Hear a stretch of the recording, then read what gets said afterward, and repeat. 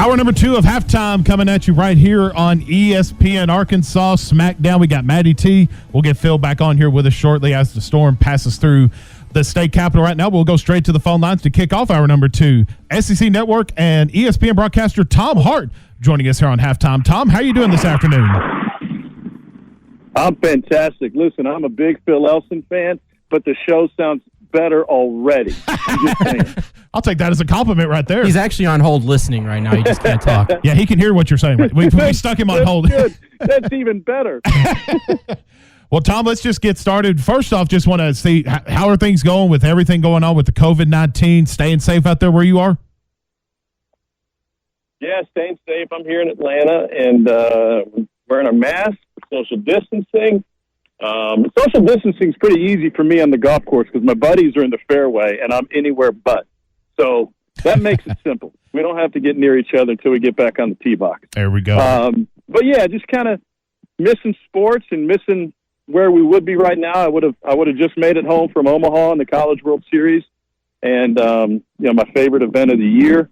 I have to say that out loud to Arkansas fans. They understand just Absolutely. what a great town Omaha is and what a great event that is.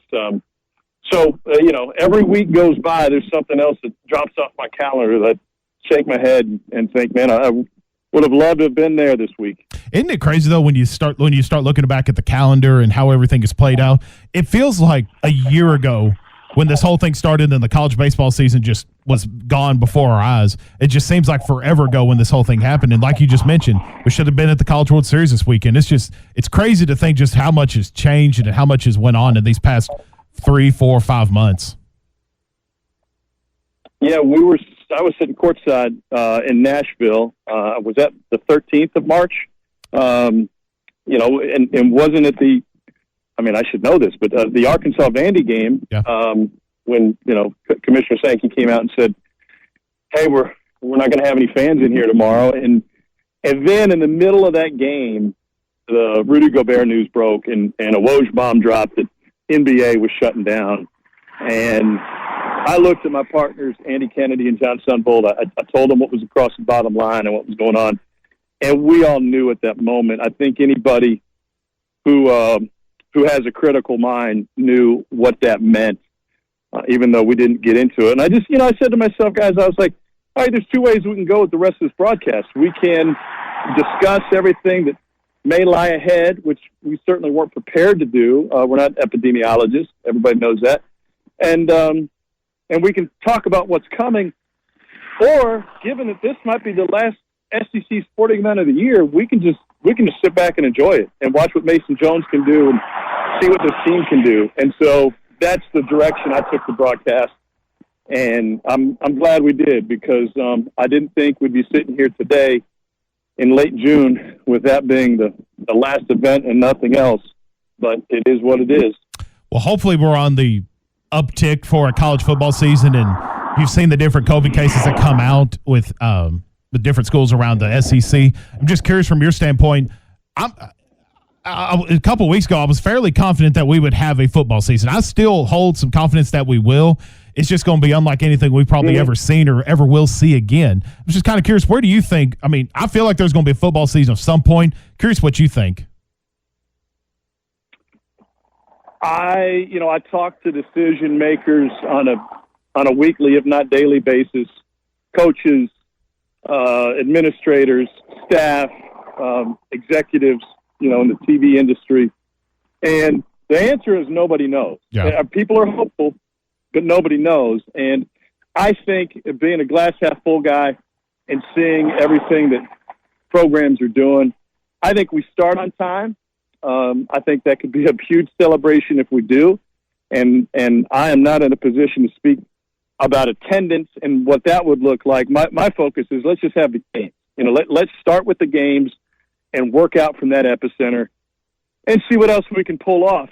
My fear is that if we do start on time, being a realist, that I'm more concerned now with October 5th and September 5th. Right. Because after 4 weeks of knocking heads, what do we look like nationally a month into the season, and will we be able to continue? I think the one curious aspect with you being the play-by-play guy and the broadcaster for the SEC Network and ESPN, and it was something that we've talked about with different broadcasters. I think we may have even spoke about it with you earlier when we had you on halftime. Calling games remotely, which I feel like that's probably going to be a route that a lot of these broadcasters go, mainly just by the ruling of the NCAA to keep you guys safe. And from your standpoint, for always being inside the stadium or being behind home plate when you're calling baseball or up in the booth calling football games, how would you feel about calling something remotely where you're not physically there to get the atmosphere and the ambiance of everything going on at football or baseball games? Well, there's no doubt I would miss it. I mean, that's why I chose play-by-play coming out of school instead of being a sports anchor and sitting behind a desk every day. You know, the energy in a building, the atmosphere on a college football weekend, the friendly faces that I get to see in all my travels, we all can appreciate that. We all know what it is. In the same breath, as I'm out of breath, I'm tackling the biggest hill in the neighborhood right now. In the same breath, you know, nobody's in a position to complain here. If we have football and it means that I have to call the game from my mom's basement, then I have to call the game from my mom's basement. But it's not about me. It's not about my partners. In many ways, it's not about the difficulties that, you know, a lot of people are going to face from a work standpoint. You know, over 120,000 people have lost their lives to this, and our jobless rate has been through the roof. So, listen, I'm lucky to be able to do what I do for a living. And if you told me I could still do it, but I'd have to do my job differently, then that's up to me to adapt. And the first one of my coworkers that I hear complaining about it, I'm going to give him a scooter to the shin and tell him shut up. I couldn't agree with you. Couldn't agree with you more. We're speaking to Tom Hart of the SEC Network here on halftime. Let's transition over to baseball for just a little bit, speak about some Razorback baseball, and obviously probably some of the biggest news in Razorback baseball history, if not one of the biggest stories. Heston Kjerstad getting picked second overall in the MLB draft going to the Baltimore Orioles. And I know between myself, Phil Elson, and pretty much anybody that follows Razorback baseball were shocked to hear when he went second. Proud for him, but just shocked to hear his name so early in the MLB draft. But you've called numerous Razorback baseball games, and I feel like you'll agree with me. The Orioles got a stud with the second overall pick. They absolutely did. And then they, if I'm not mistaken, they went back to the SEC well with the sandwich pick, and I got Jordan Westberg, the shortstop from Texas A&M, who I think was a steal of the second day. I think that guy's going to be a stud. You know, the MLB draft is always different, and I think there's a misconception out there because most fans are used to use the NBA and ML and NFL, where teams are drafting for needs unless they go to quarterback route and they're drafting for 2-3 years down the road and hoping they get that one MVP type caliber. The MLB is different, and to be perfectly honest and be transparent, I didn't do a whole lot of research after the fact, but until we find out exactly what some teams are thinking. And we're learning more and more with the signings that are coming out and how they're going under slot with more guys than I can remember. Maybe my math is off. So we're learning more and more about, what their motivation was. But it's a great honor for Dave Van Horn's team to have a guy go that high. And I know it surprised a lot of folks with some of the other guys that dropped, especially on the pitching side. That being said, with the first 7 picks being college players, it's another feather in the cap of the college game that MLB firmly believes the best place to get a polished, developed player is not through your own system, but through somebody else's, and more often than not, that's the SEC. And I think you'll see that even more with Casey Opitz, the Razorback catcher, going undrafted, but there was the financial aspect of it too.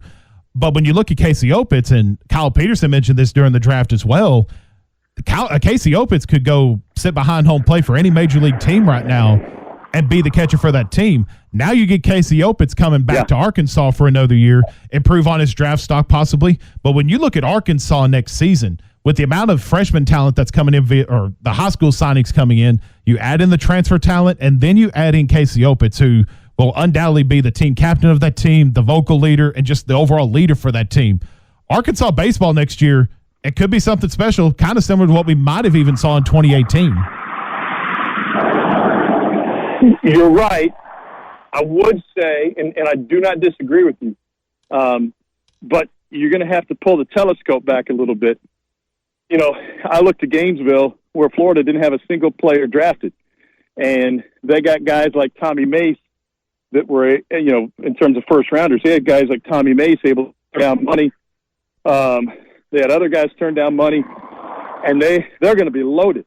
Absolutely. I mean, listen, everybody in the SEC is going to be loaded. The draft notwithstanding, just having another class in place, and it's going to be interesting. Coaches are going to have to make some really tough decisions when it comes to roster space, and those decisions are happening right now.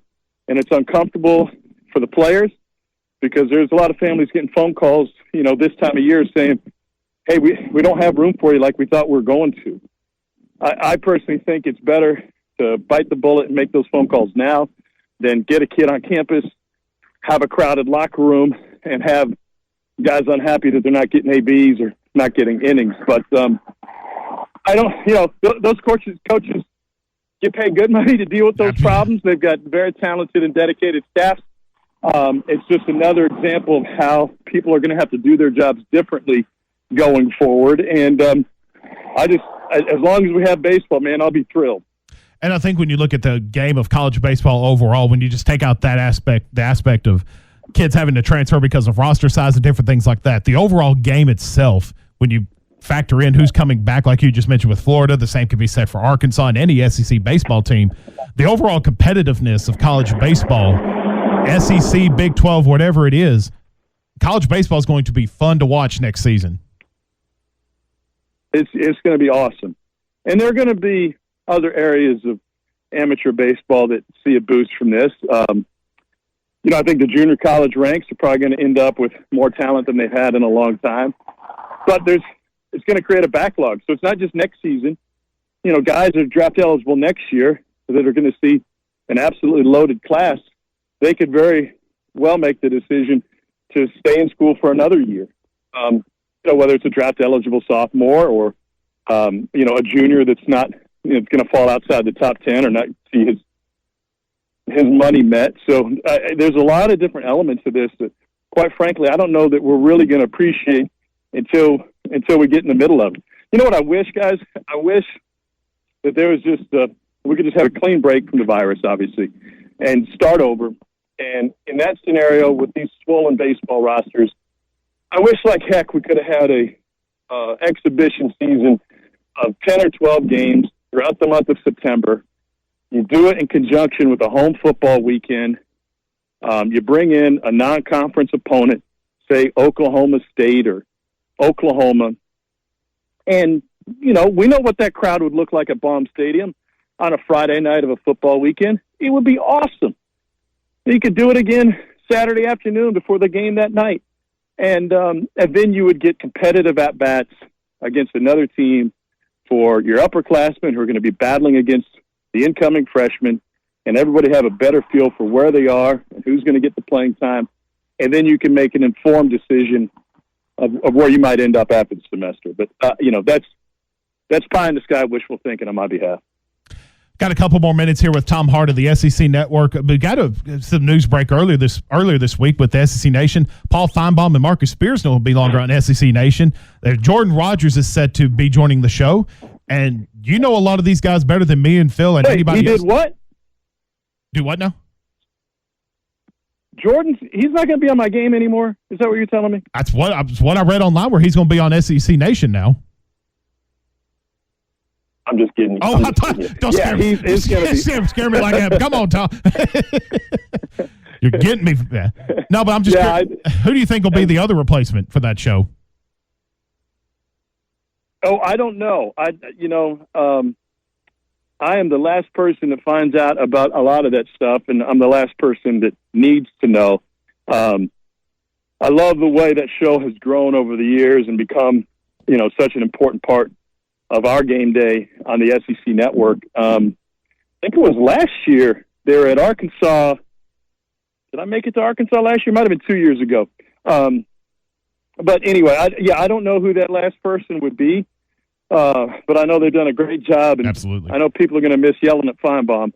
He does a remarkable job. I think everybody would. Last thing before we let you go, earlier this past week, our host on the morning show, Ty Richardson, admitted on the air that he put ketchup on a steak. And I'll just leave it at that. You answered that question right there for me. So you're not a ketchup on a steak guy. He's obviously not buying good steak. I mean, what are we doing? Well, what's the point of paying for a steak and putting ketchup on? Just pay for a hamburger. Well, this is the same guy that his friends cooked it for him. And there's other two things about this story that got swept under the rug. He didn't know what the steak was. It was a ribeye, but he didn't know it was a ribeye. And then he also said that at one point he put ranch on steak as well. Now, I will defend ranch to this point. In my opinion, when you get to a situation where you're dipping random foods into ranch, it's usually because you've been overserved. I mean, there is more ranch consumed on random foods at Waffle House after midnight every night than I think anywhere else in the country. Right. So while I can't defend it, I can say I see where he's coming from. Oh, man, I'm just glad you said you didn't. So you don't do ketchup on steaks?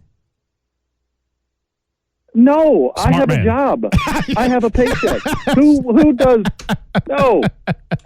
Smart man. That's Tom Hart. I have a high school diploma. Nobody who's educated would do that. I love it. That's Tom Hart of the SEC Network and ESPN. Tom, let's do it again. We'll see if we can get Phil in here next time when we get you on here on Halftime with us. All right, gang. Thanks for having me. Phil, don't put your fingers in the socket. The wise words of Tom Hart.